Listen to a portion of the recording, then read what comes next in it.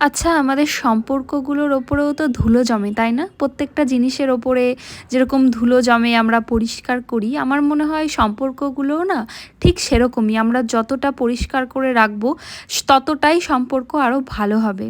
পরের দিন শ্বশুরবাড়িতে আমি আর আমার দেওর বলতে কেমন একটা লাগে, মানে ভাই দুজন মিলে বেরিয়ে পড়েছিলাম। একটা মাঠের মধ্যে দিয়ে যাচ্ছিলাম আর এত সুন্দর লাগছিল, পাশেই আখের রস বিক্রি হচ্ছিল, তো দুজন টুক করে 2 গ্লাস খেয়ে নিলাম। তারপর ঠাকুরের কাছে গিয়ে প্রণাম করে আসলাম আর বাড়িতে চলে এসেছিলাম সেদিনকেই। পরের দিন সকালে উঠে আমি চলে গেছি শাড়ি আনতে, কারণ 3-4 দিন হয়ে গেছে। আর তোমাদের বলেছিলাম না যে এই শাড়িটা একজন আমাকে গিফট করেছে। আমি চাকরি পেয়েছি জন্য আমার বরের অফিসের যে বস, সে আমাকে সেই দিনকেই, মানে যেদিন রাতে রেজাল্ট বেরিয়েছে পরের দিনকে আমাকে এই শাড়িটা গিফট করেছিল। আমার এইরকম ভালোবাসা পেতে কি যে ভালো লাগে, এই ভালোবাসার মধ্যে কোনো খাদ নেই। আর গড়িয়াহাট দিয়ে যতক্ষণ আসছিলাম তো বইয়ের দোকান ঘুরে আমি এই 4টে বই এনেছি। সেদিনকে একটা বিয়েবাড়িও ছিল, তো বিয়েবাড়ি গিয়ে আর ভিডিও সেরকম করা হয়নি। আমার বিয়েবাড়িতে বা অনুষ্ঠান বাড়িতে গিয়ে ভিডিও করতে কেমন একটা লজ্জা লাগে।